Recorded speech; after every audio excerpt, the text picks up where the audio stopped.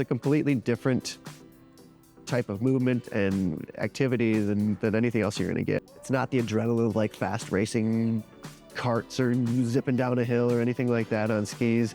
It's more of a social and a mental and meditative almost, but yet physical and high energy activity. So it blends a lot of unique factors together, and you get that exposure, that height exposure. You get to the top of these walls and you feel like you're up there, and you had to earn it too. It's kind of a sneaky way to get a workout while having a good time with friends. After spending time in Colorado, Kevin was ready to reconnect with Northern Michigan and family. His plan, however, well, that was quite literally up in the air. Certainly a passion, a love for climbing, and then roots here in Traverse City, and then starting a family, which then shifted our focus on, all right, maybe we should move to Michigan and be closer to our roots, closer to our extended family. We were living out west, out in Colorado for the years prior, had our first daughter, and thought about, hey, what's the future look like? Didn't want to live somewhere without climbing, and Traverse City was a place without climbing. Indoor, outdoor, really nothing around here. So sat down, started doing all the due diligence, building the business plan, because we have a pretty unique requirement for what our space needs to look like. So as you can see behind me, we've got 45-foot tall ceilings, so we've got walls that are over 40 foot tall in here. And yeah, that was something we didn't want to compromise on. So it took a while from inception of the idea to arriving here in Traverse City to finally securing this location and designing and building the space and opening our doors it's quite a run of time. Climbing isn't just about walls, it's about community too. We've really built a climbing community from ground up. Yes, there were climbers here that were present already, and they showed up, and a lot more of those than we realized too.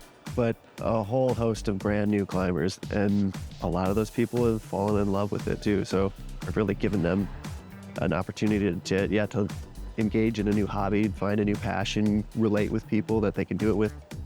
If the thought of climbing makes your palms sweaty, don't worry.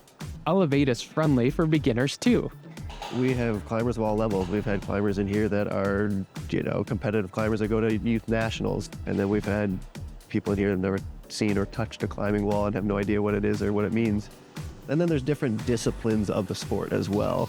There's the shorter wall without the harness. There's the taller walls where you're using the harness. There's some where it's automatic and you just clip in. Super simple. We can teach a first timer how that works in just a minute. And then there's others where you're using climbing equipment to belay and using the ropes, and you have to understand the knots and the systems and the commands and the techniques and all that. So there's kind of this hierarchy of understanding the systems at work here. So yeah, there is really truly something for everyone. So someone can walk in never having climbed before, and we'll get them geared up. We'll talk them through all the safety that they need to know, and they can have a full day of climbing. Pretty streamlined, chill process. People come in, and within 10 minutes, we got them on the wall climbing. The experience for every climber is different, but you can find out a lot about yourself in the process, from upper and lower body strengths to vision and problem solving. There's basically roped climbing, and then there's unroped climbing. The only reason we use ropes is because you're climbing high enough off the ground that it would be dangerous if you were to fall, right? So with the bouldering wall, which is this section of wall here, there's thicker mats underneath it, because if you do fall, you're free falling to the ground. So we've got thick cushioned mats. Each climb on the wall is going to have, at different moments, it's going to require different things of you to kind of solve this physical puzzle that's on the wall.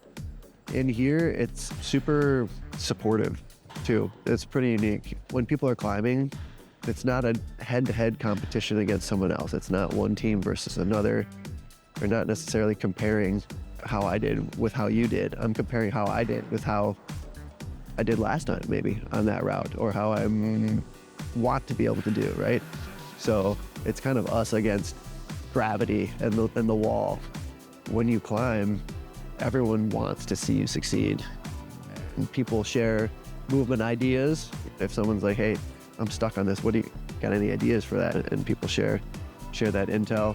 But there's all types of bodies out there doing the things and getting to the tops of walls. And that's kind of what's cool about it too, is like everybody solves that problem on the wall in a different way.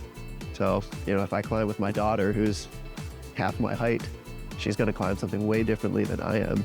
And it's really awesome to watch that sometimes, some of the creative solutions that they have to come up with and the workarounds. Because we're like being taller, you end up getting scrunched up and it's uncomfortable for you, or someone else is like in a more comfortable position. So every climber kind of has a unique experience as they go up the wall.